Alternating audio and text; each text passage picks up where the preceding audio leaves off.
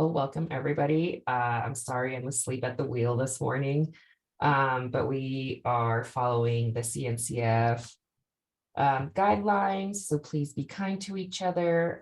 Also, this is a recorded call, so if you do not want to be recorded, just turn off your camera. If you haven't signed in, please do. And let's kick off. Does anybody have any weekly highlights? We didn't add anything to the agenda, but we could do a round table really quick. Okay, so Luca, I'll hand it over to you. You have an update about the upcoming release. Thank you, Jackie. So as you know, Falco 0.34.0 is almost there. So if the astute readers would have noticed that it says that the release was targeting the last day of January, and it's February today, so which means that the release is not here yet.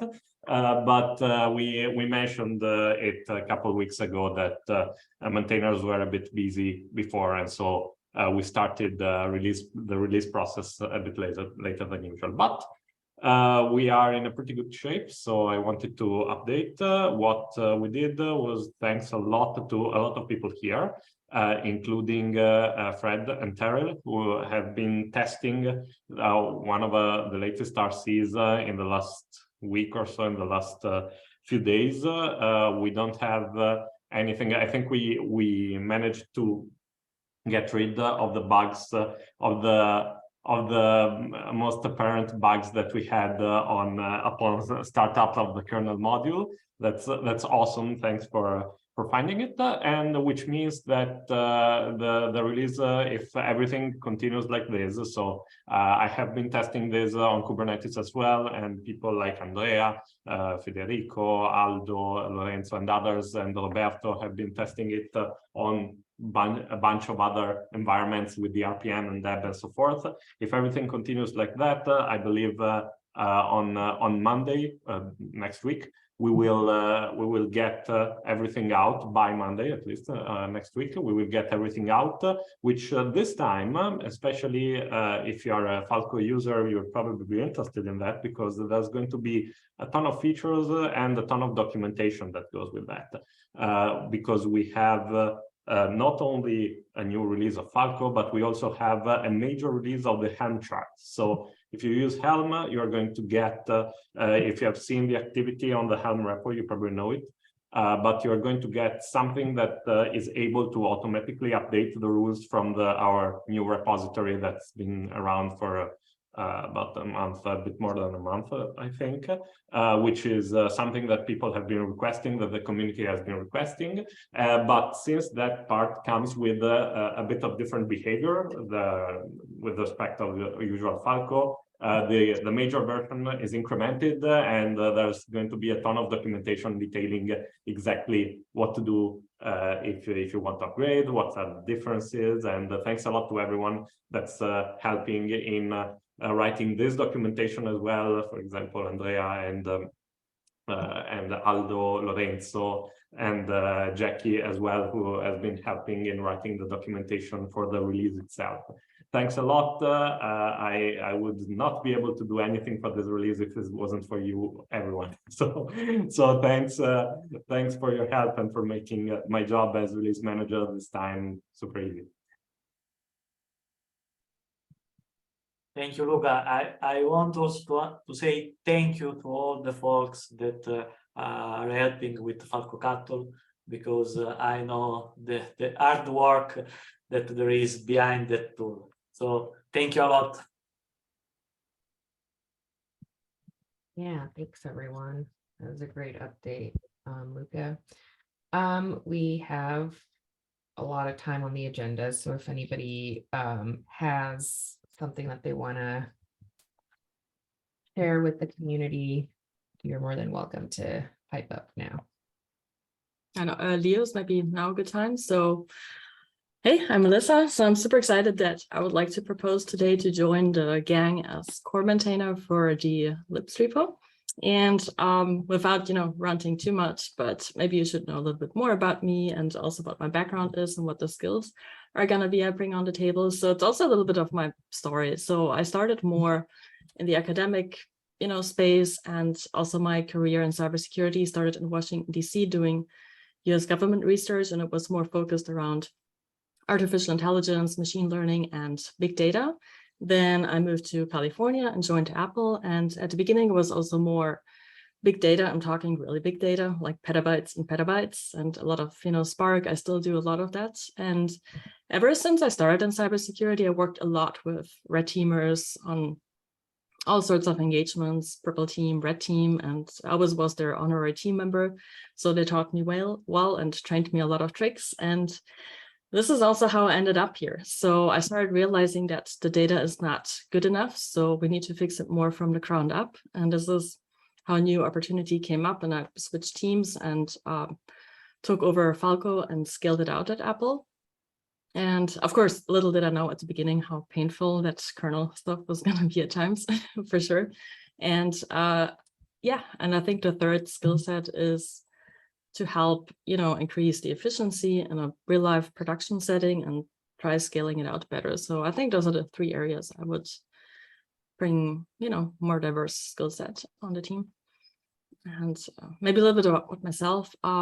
So I used to be a gymnast and I studied sports science, and now I ended up in kernel stuff. So I certainly maybe like the adrenaline, so that's for sure. And here in California, I do like going to the beaches, and San Francisco, also sometimes hitting the city. And I do now kickboxing a lot. What a coincidence, ever since I joined cybersecurity. And now, do you have any questions for me? I'm very happy to hear this, because after a long time we worked together. Welcome. I just want to say welcome. Exactly. No question. You're gonna course, I'm totally supportive of this, so big +1 for me. Yeah, exactly. You help us a lot doing the releases. You have spotted a lot of bugs. You have implemented many cool features like the driver stats, the container startup, and the dynamic syscall that you are doing right now. So for me, absolutely a big +1. Yeah, fully agree with Andrea and Leo and Jason. Big +1 from me too. Thank you very much, Melissa, for all your work. And nice to meet you.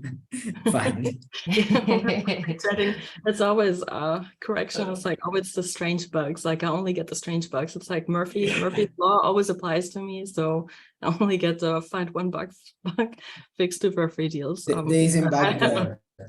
We call you the Eisenbug girl. Of course, just friendly reminder, I believe all of us agree, but as per our governance, Melissa, you have to open a pull request and we have to vote on the pull request. Okay, if you need any help, just ping me, as usual. Right. Yeah, like the JSON one of the last week or 2 weeks ago. Cool. Well, that's awesome. Really great news. Yeah, very, very excited to have you on the team, Melissa. Welcome. And yeah, thank you so much. She also contributed, I think it was like 16 questions to the FAQ project that we're working on. So I don't know. I think she just, she just started a challenge, you guys. So if you haven't put your FAQ questions in, you got 16 to beat. You would be surprised how many questions I've gotten. No, thank you. This is really great, because this is going to go on the website. So this is really helpful. All right. Anything else? I know Stanley, you just joined. I guess what you missed was Melissa proposed herself as libs maintainer. So that's a really, really exciting news. But that's about it. Any agenda items that you want to add? No, I just came from like a stand-up and I was updating them on from what I was doing. But no, I'm nothing to add on my side. Cool. All right. Well, if there isn't anything else, we can adjourn. Okay, thanks everyone. Have a great week. There's a Bala, something question. to say. Oh, wait, Hey. there's a question. Wait. What? Hey, hi. Ray. Yep. So is there any best practices to implement on EKS cluster Falco implementation? I was chatting with Thomas, so I just was trying to understand.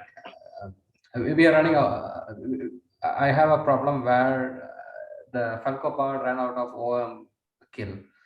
I mean, then I came across one of the OM kill issue, so which is there in the GitHub repo itself. That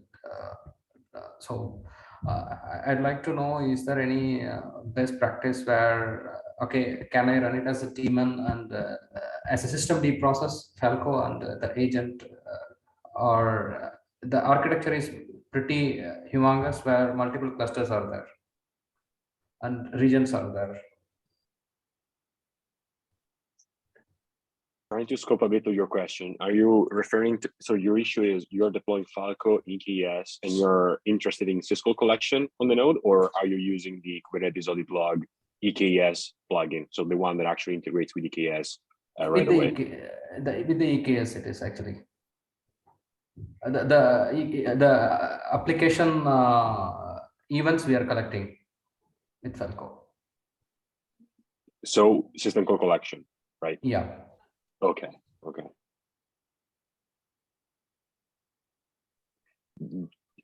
If you can share the link to the issue here in the agenda, I may take a look later, like deeper, because right here, like on my feet, I can't really think about anything useful. Yeah, we have to think about it.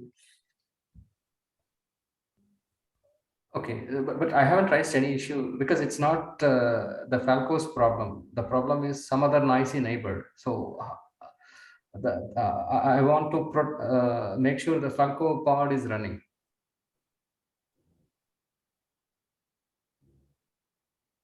You got what I'm trying to say, or? So go on, Thomas, sorry. So when you are trying to install a Falco in your EKS clusters with the official M shard, Yeah. Falco doesn't start because it's facing an home kill, right? Yes. And you are trying to just install Falco with eBPF or kernel module drivers to collect syscalls, or also audit events.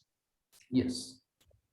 Just syscalls collections, or also Kubernetes audit logs with Kubernetes audit log also there. Okay, with a plugin. With the plugin. Yes. Okay. Two things. First, the EKS plugin is not already embedded in the Falco image. So you can't start it right now, except if you are using Falco kernel or else. And when I developed the plugin, I had to increase the size of my nodes, or at least the nodes running Falco with the plugin. So try with a bigger instance just to check if it works as expected or not. Okay, do I just need to go and increase the CPU, I mean, memory limit and requests? So that, or I should use a bigger instance type where it doesn't crash? Try that first, yeah. Okay. Because the limitation was not at the memory level. The limitation I had was not at the memory level. It was more an issue on the number of cycles of CPU. So it created latency, and this latency created more objects in the heap and so on. So I think with a bigger instance, even without changing the resource limits and requests, it could work just for that. And take care to run Falco as a deployment with only one pod if you want to collect the Kubernetes audit logs, because with several Falco running across your clusters, each one running the same plugin, you will collect n times the same logs and create noisy alerts. Yes, absolutely. There are some 30, 40 pods are running. So if you want to, the best to run the plugin with Falco is to use the deployment with one pod and disable the syscall connection for that pod. Okay.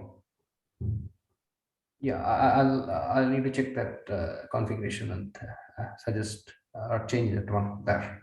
Yeah. Yeah, exactly. I agree. Like the best test you can do is probably trying to disable first the plugin and then isolate and disable syscall collection too, trying to understand where the issue is. Because if we have an out of memory issue with syscall collection, then we have a problem, like for real.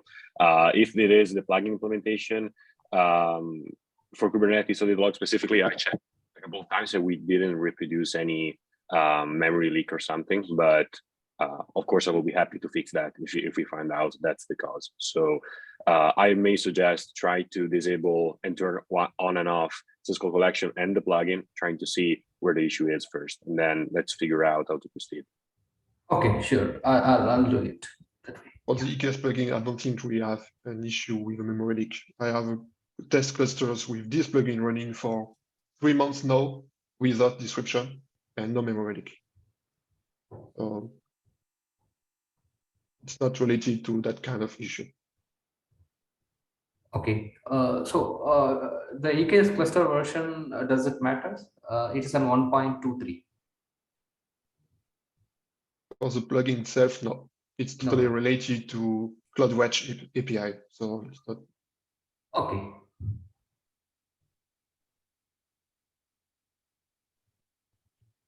Okay, thank you. I wanted to add a small point to the bottom of the agenda. Today, me and Andrea have been struggling, thanks to Angelo that told us that there was this issue with the eBPF verifier once again. It seems like Clang 15 has broken something, a couple of things. We already have a patch and it seems it is working pretty good, at least on Clang 15 and other older version, but we cannot be sure it does not break anything else. So if anyone using BPF wants to give it a try, I will add the link in the agenda.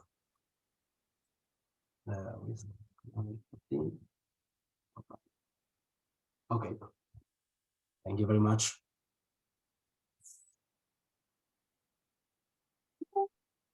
Thank you so much, Fala, for your question. And anything else before we wrap it up?